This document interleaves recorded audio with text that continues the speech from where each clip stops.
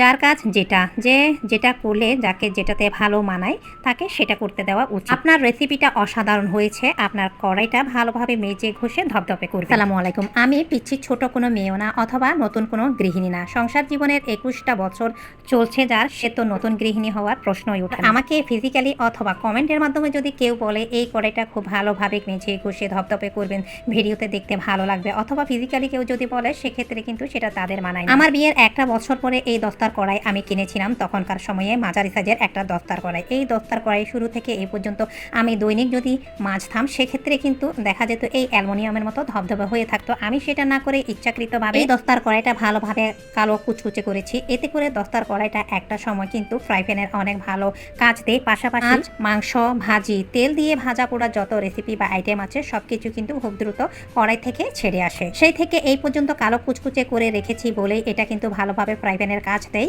সবসময় যে fry pan use করবো এমন না। যে শুরুতে বললাম, যার কাজ যেটা, যেমন যাকে যেটাতে মানাই ভালো কাজ সেটা সেভাবে করা উচিত। এটা কালো কুচকুচে রাখবো নাকি ধবধবে সাদা রাখবো সেই বিষয়ে আইডিয়া দিবেন নতুন গৃহিণীদের।